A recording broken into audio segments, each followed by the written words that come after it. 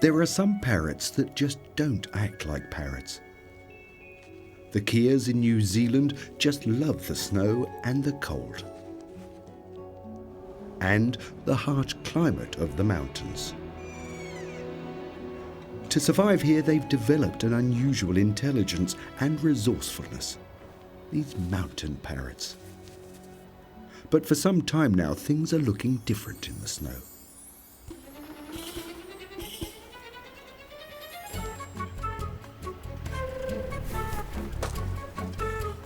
And that is offering up a host of new possibilities for their intellectual talents.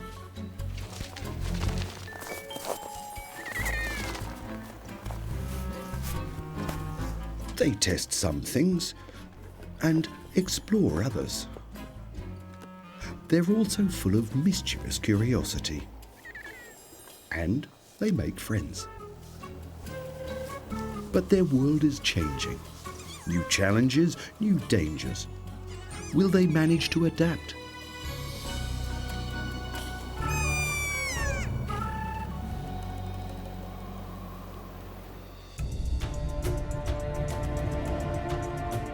From the beginning, the birds have dominated New Zealand, and that throughout the country.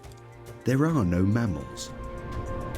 For every environment, the matching bird species. Down below on the forest floor, wingless kiwis poke around. Further up, climbing among the trees, are kakas, the local inhabitants of the forest.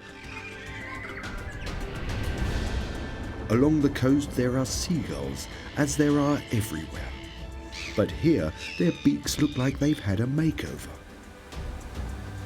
In the tufts of the grasslands, the indigenous and rare takaha birds. They tug at stem after stem with their beak to get to the grass seed. And finally, the sparse rocky regions. This is the domain of the Keas. Dried out bark, so dry that one has to have a quick rinse. Foraging for little worms on thawed out meadows, luxurious it is not. Burrowing for grass seeds or lapping up pollen from the flowers. One must be resourceful and innovative to survive on top of these barren mountains.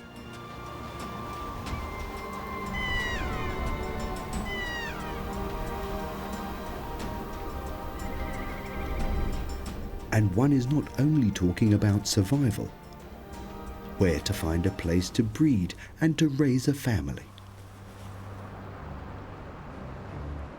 There are only a few that have seen a young Kea in the wilderness. Corey Mosen is one of them. He's underway on business as ranger and as conservationist. From September until April, Corey tracks the Kea's breeding burrows. In the deepest wilderness, far away from humans. He's attempting to calculate a census of the new offspring. How many chicks are there?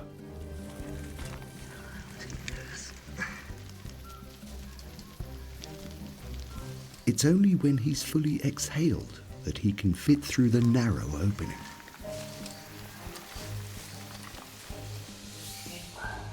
The den lies some meters under the surface, but then Corey is in luck. His labours are rewarded.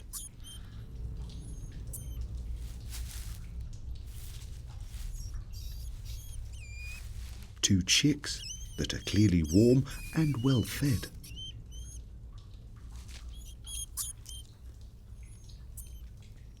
The young chicks remain underground for an entire 3 months, under the watchful eye of their parent.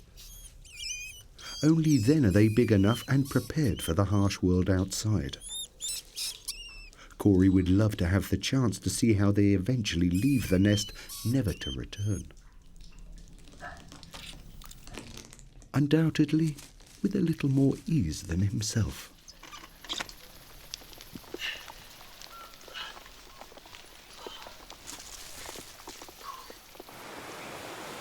There is an abundance of caves in New Zealand.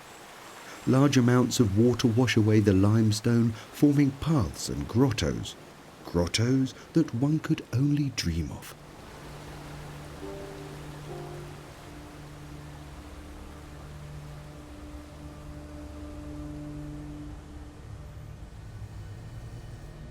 A curtain of glowing pearls.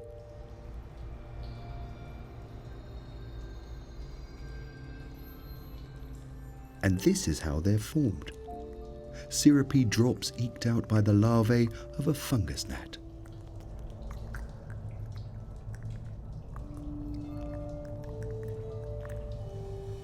A deadly curtain for insects. The larvae attract their prey with a light that's produced chemically in their body. And they that fly too close to the light are trapped in the adhesive mesh. The larvae silently slide along their pre-laid track towards their prey. There is no escape for the moth. With every flap of their wings, they become increasingly ensnared. Striving for the light means certain death in this eerie cave world.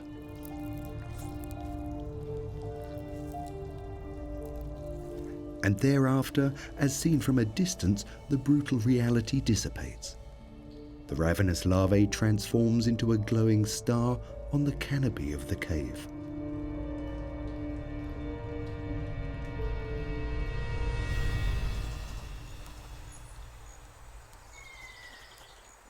When Corey thinks about caves, he thinks about Keas caves. Every one is recorded in a book, pedantically exact. GPS data, age, condition of the chicks, and so on. In a roots hollow, he recently discovered 3 young Keas and ringed them. By now they should be old enough to leave the nest. Are they still there? Or have they already flown the nest? Tentatively, he moves closer. At the same time, he looks for a suitable place to install a camera and to position a small light.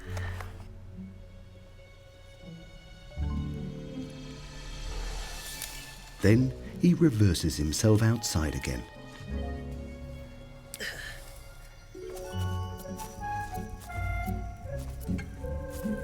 Just 3 months old, but already the size of an adult.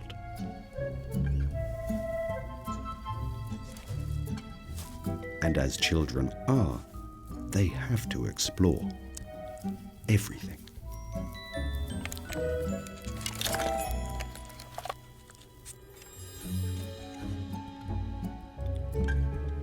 One can see that they're young because of the yellow circles around their eyes.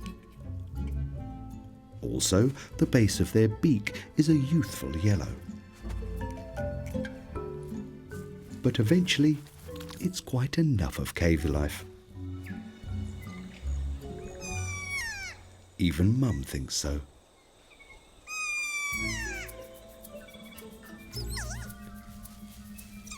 And her call falls upon open ears.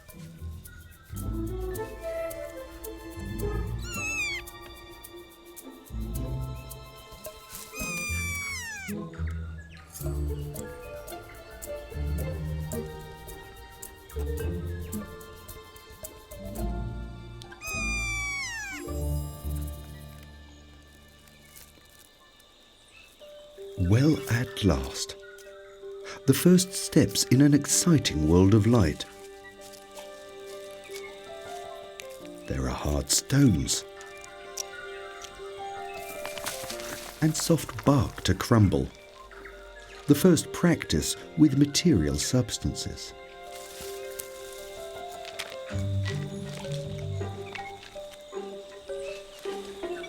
Mum always has an eye on the kids. She mollycoddles them and nibbles them. But not all like to be mothered quite so much. young Keas are free to do everything. The parents are extremely generous and remain relaxed whenever they're dismissed. They've got, if one could say, a soft heart, as if they know how hard the oncoming winter will be for the young ones. Only half will survive it.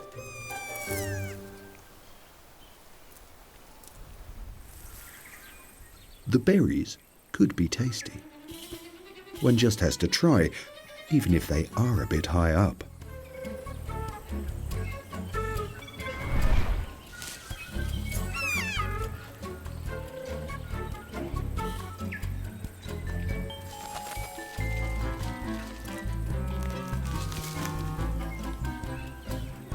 There's just so much to try out.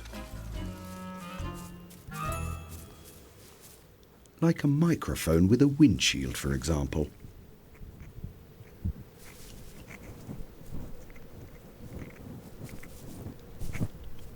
And the sound recordist seems to be quite interesting too.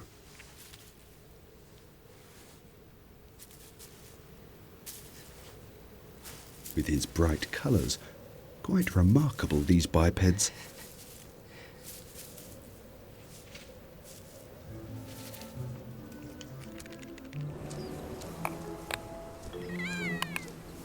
And they'll have to examine this little camera, only to find that it's not standing solidly.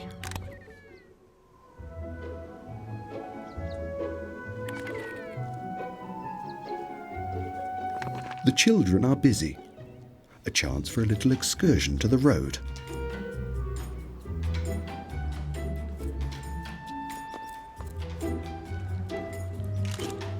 There's even a little food to be had. But tourists aren't really so exciting. They take hundreds of pictures with them, but they forget something intriguing behind.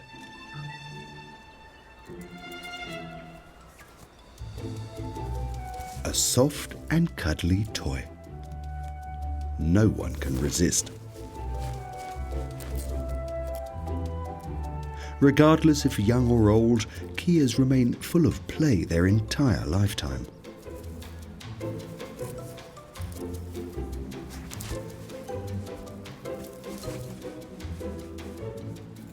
A toy might be a bit of fun, but playing together is the best.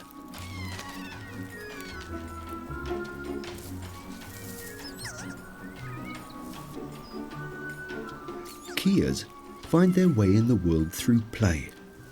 But for all, there remains one question. Why do they live in the mountains? Why not further down in the green forests? There, there'd be soft cushions of moss instead of hardened stone. There's clear water where one could even take a bath. Luxurious greenery and plentiful fruit. But the Keas have been refused such a paradise. Others were simply there first. The forest parrots, the Keas. They are the masters of climbing. Their powerful beak is perfect for harvesting the fruit.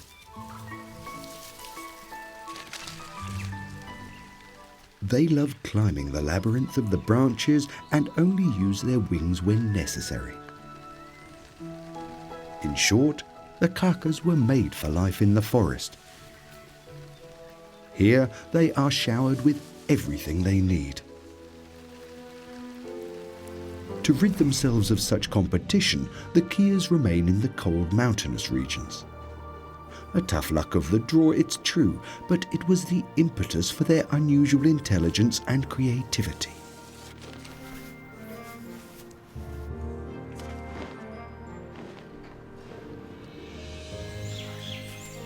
Keas, in comparison, were never forced to develop such mental faculties. The forest offers them all they could wish for. In the spring, the trees even offer up sweet honey for them. The white bloom that covers the trunks of the trees is made up of millions of fine strands, each decorated at the end with a little droplet of sugar. It's honeydew. Mealybugs beneath the bark, only a couple of millimetres in size, but it is they that send it, through hairline ducts a centimetre long to the outside.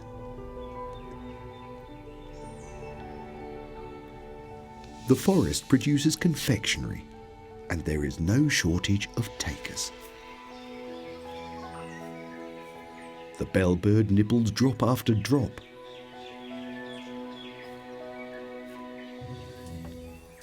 While the kaka licks with a flattened tongue. The sugared juice is more than a snack. He collects it for others. Hopping and clambering, he makes his way back to his tree hollow.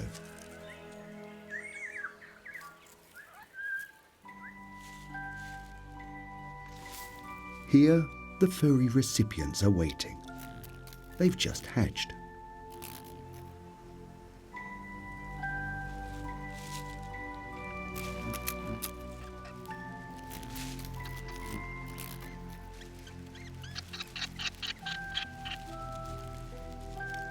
The kaka's chicks need the sweet dew as a form of energy, and they come from a world where the forest provides it via the mealy bugs. Matched like a hand to a glove, kakas are the children of the forest.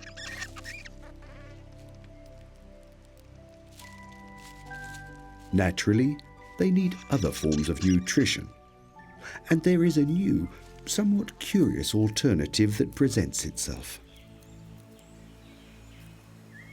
In a clearing in the middle of the forest.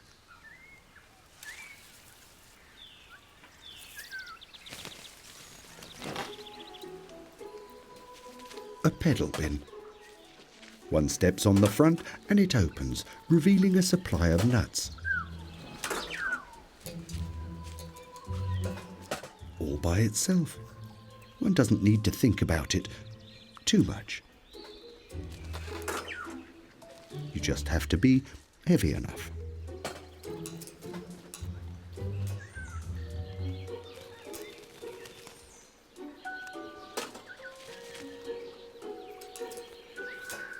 The feeding machine is designed to test the intelligence of the kakas. Are they really less capable than the Keas in the mountains?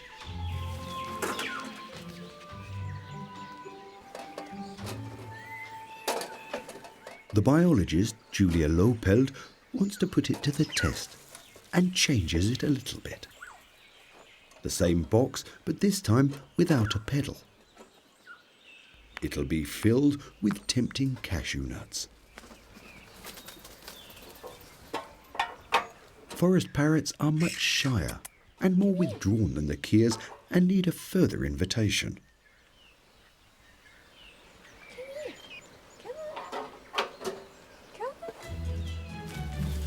But without the pedal, it's a bit tricky. The lid simply closes again, without a clue. There has to be something to do about it.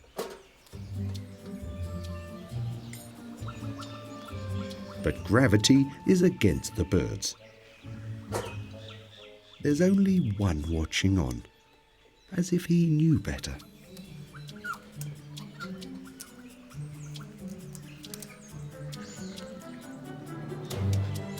And it's true. Now he makes his move. Lift it from the side and flap it over. That's how you do it.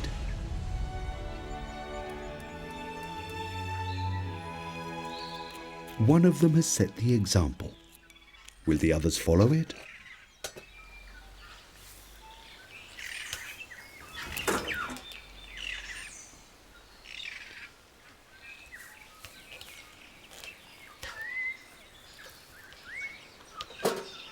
Forest parrots, it seems, are not the brightest of contestants.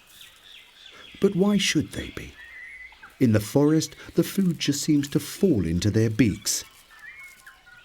Kaka and Keas, each has the ability that it needs. So far, so good. However, the great test of truth remains to be seen.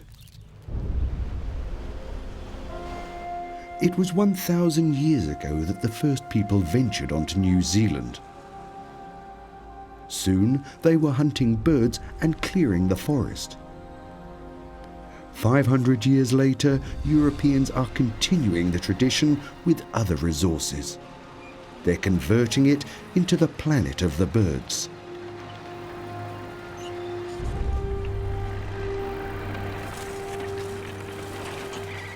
For the Keas in the mountains, that is of little danger at first. Everything that's new is worthy of a visit. That's got its own particular appeal. Variety and change are their calling cards. They're looking for conversation. There's a walkie-talkie, just the thing.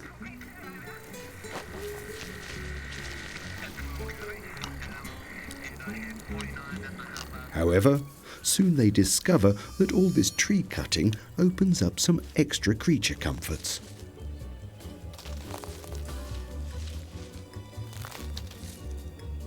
On the inside of the decaying trunks, there are fat larvae, high in protein.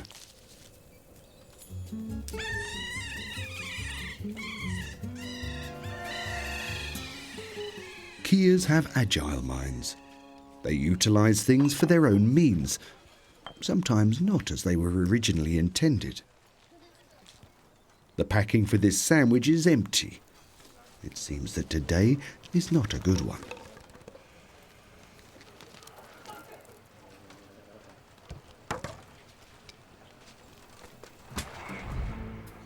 At least a little drink of the bottle.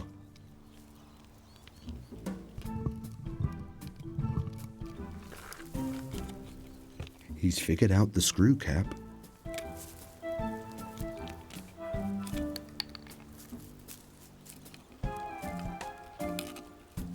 But unfortunately, the bottle is empty. Even without sunshine, an umbrella can still be useful.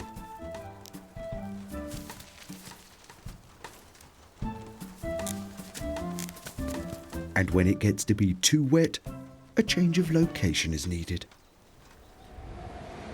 On the other side of the mountain, the weather is better. Perfect weather for flying.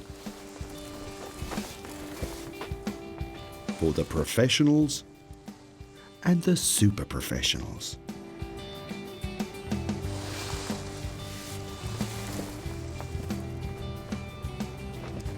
The interest is mutual.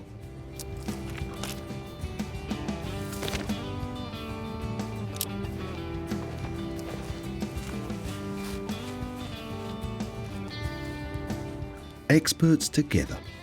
Time to take a closer look. But first, back to the spectators area. It goes with a long run up.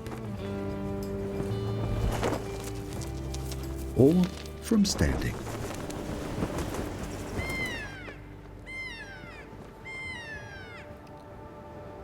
But each savours the carrying wind.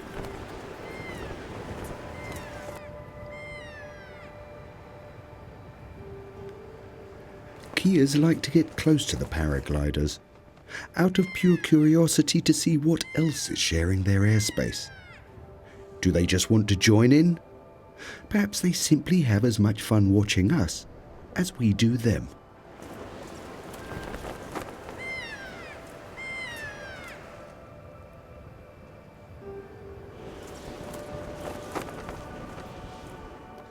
But it's not such a big challenge for them. That is somewhere else.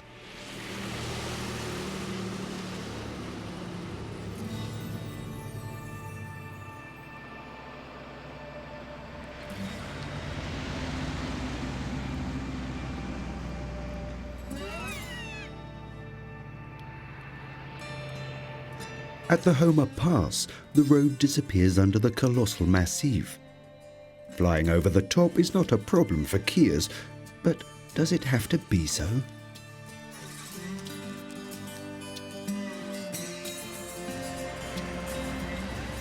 Where the cars go, Keas can go too. just right. It's green. That camper van is rather convenient.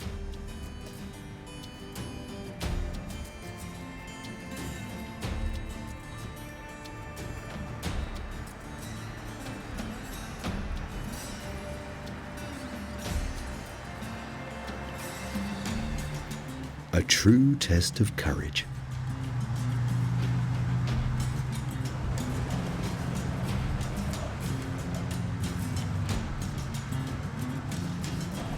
Head down until one gets to the other side. That takes a lot of chutzpah. Keas simply make the best out of everything. What could possibly happen? But Menace walks with a silent tread, everywhere in the wilderness. The bird's enemies, like cats and dogs, have been brought by the humans. Rats and mice.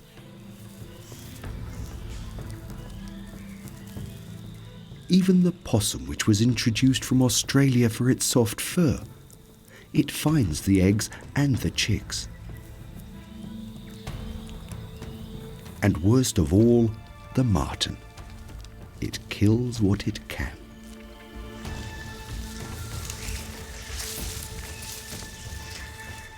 Increasingly, Corey comes across the trails of these migrants, and it's causing him concern. The nest is destroyed. The eggs cold and dead.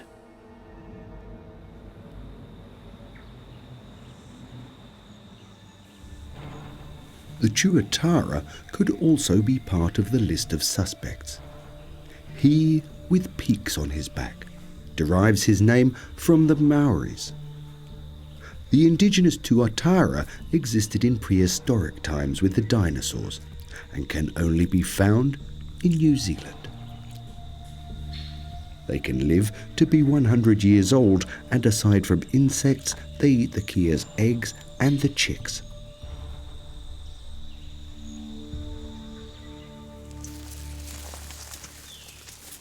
But Corey doesn't believe it for 1 minute, and he's proved right.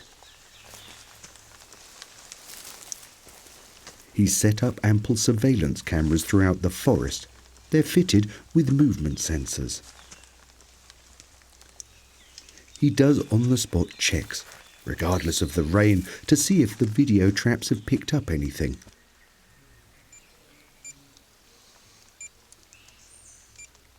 It is as he feared. Martens are in the territory.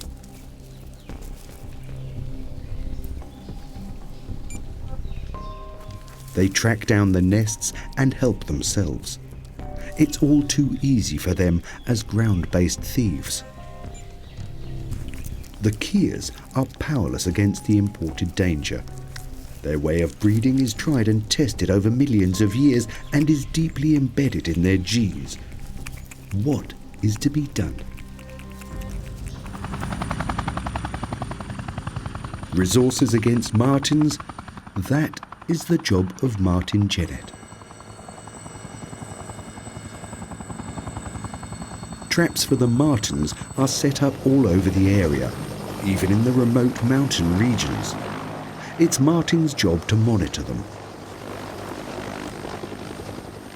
The headquarters is a tin shack in the Murchison Mountains. He lights the oven and drinks a cup of coffee. Unfortunately, the radio set is dead. With care and a pair of pliers, Martin gets it up and running again. Contact to the base station is re-established. The relief to be in contact again is clear. Nothing hit. Top Mackenzie clear. And there it is.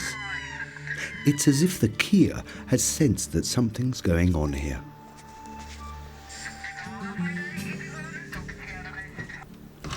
And Martin lets it be known he's there as well. He raps out his presence on the saucepan.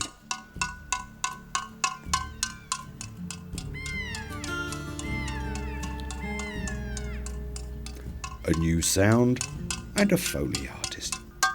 That's something that no Keas can resist. It's much too curious. One simply wants to know what's going on one's patch.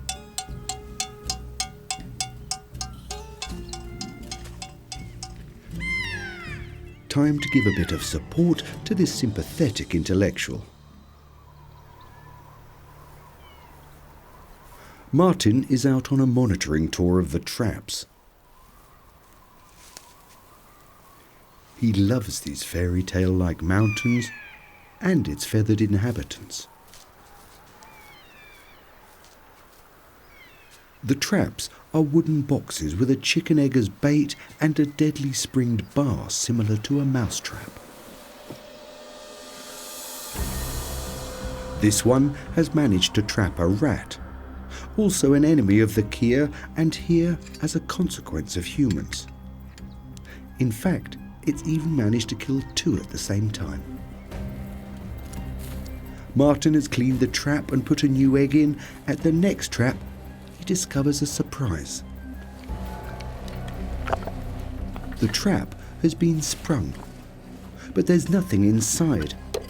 Simply a broken eggshell and twigs. How has that happened? Did a Keas, possibly with a stick?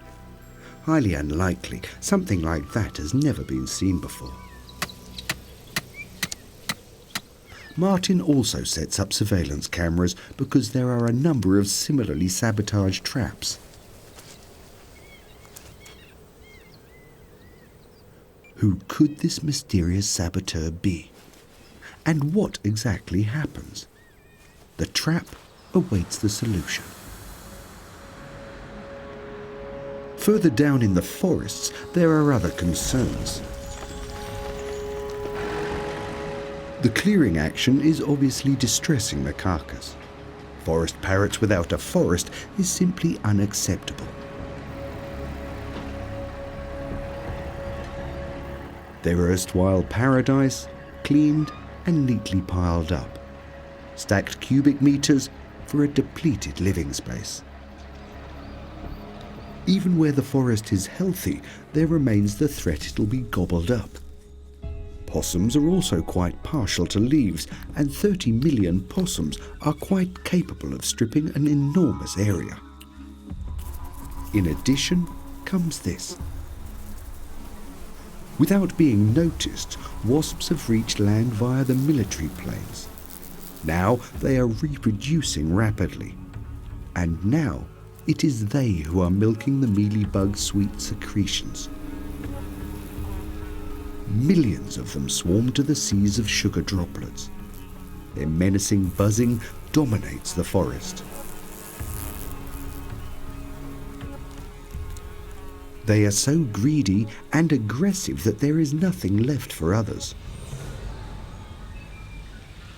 No more honeydew for the carcass, less forest, and introduced predators. They've lost out 3 times at the same time. As a first emergency measure, sugar dispensers. They quickly learn how to use them, and the syrupy liquid seems to be in demand.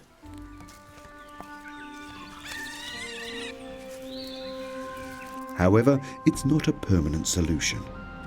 The future looks bleak for the carcass. They miss the forests that they knew before the humans came.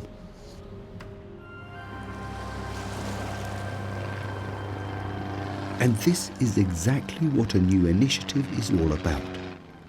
The plane is flying to a protected jungle area, free from imported animals, or should be.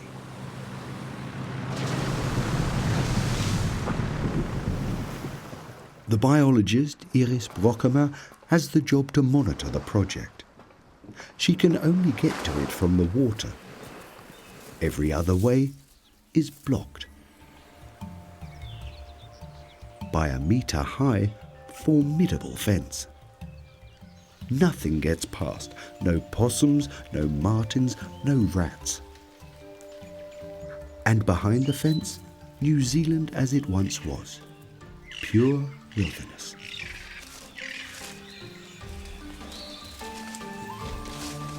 But how can she check that someone hasn't perhaps slipped by? Iris uses an extremely simple but tried and tested method. A finger of peanut butter on a black colour field, and then into the tube casing. All the rest happens on its own, without electronic devices. Whatever approaches the peanut butter gets blackened pores and thus leaves a trail. Simple as that. This tube, for example, she prepared on her last visit, and someone was in there. The tracks of a weta, a longhorned grasshopper. As with so many species in New Zealand, it originates from ancient times. It's one of the largest insects ever, measuring nearly 10 centimetres long. A perfectly ideal world behind the fence. The birds are moving here where they are safe from predators. Native cormorants come here to breed. When the young are big enough to fly, they move on again. A small patch of New Zealand, as if the last 1,000 years had never existed. The forest parrots exercise on the branches and lap up the pollen and the nectar as they did in the past. There are no enemies, no wasps, and absolutely no lumberjacks.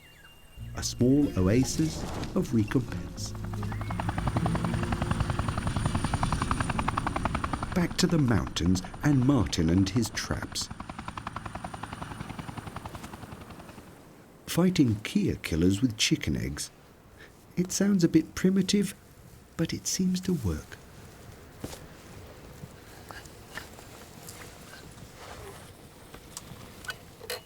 One marten less. It's a lovely looking animal, but without such measures, the Keas in the long run have no chance, despite their intelligence and their aptitude for learning. And then another trap sabotaged. Again, the trap's been sprung, but nothing inside. However, this trap was under surveillance, and when Martin returns to his shack, he sits straight down to have a look. Who is the culprit?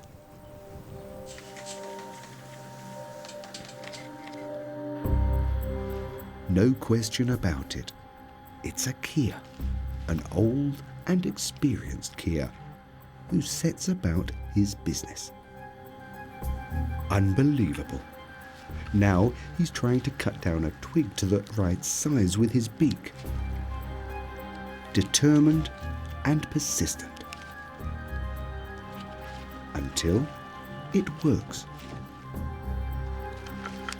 Then he pushes the twig into the small entrance of the trap. Martin is amazed at his persistence. He fumbles and pokes tirelessly until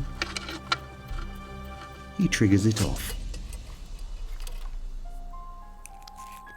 And thus, with a bit of luck, he manages to get a little egg white. The first proof that wild Keas have the ability to create tools and to use them. Even if this amazing feat of intelligence is not very clever for the long term. For the younger Keas, such a virtuoso performance might be a bit too much. Like children, they still have a lot to learn. However, the impetus for such acts is their near insatiable curiosity. A trap for martens is naturally something to pique their interest. Somehow fascinating. What could one do with that? And what about this metal grate? It looks like something's going through its head.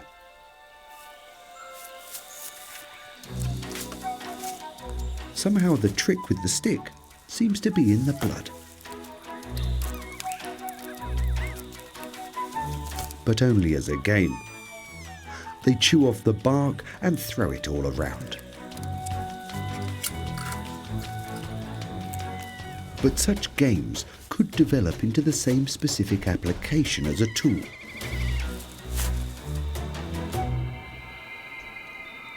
The Keas is one of the most intelligent birds. But of course, who knew that better than Corey? Persisting in building their breeding hollows underground, they're simply following an instinct from time immemorial.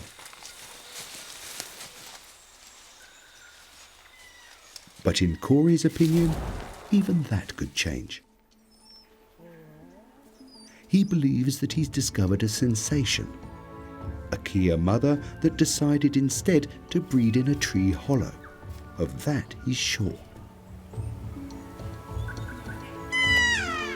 She incited her new offspring on their first outing to flap clumsily from one branch to the next instead of walking on the ground.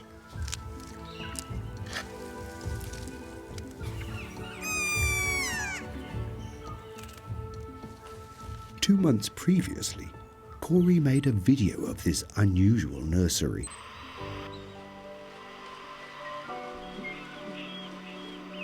He can hardly believe it himself. Such a quantum leap from a nest underground to a much safer tree hollow. Who knows? Perhaps these highly intelligent Keas are just about to write a piece of evolutionary history and defy their ancestral breeding habits. One could believe them quite capable of it.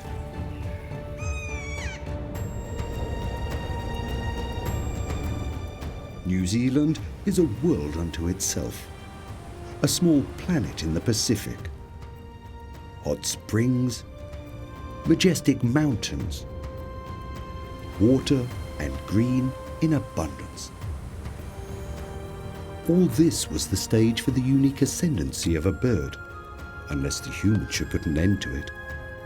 Thus today the fight is set to save the parrots and other bird species from that time. A hopeless fight? It is not.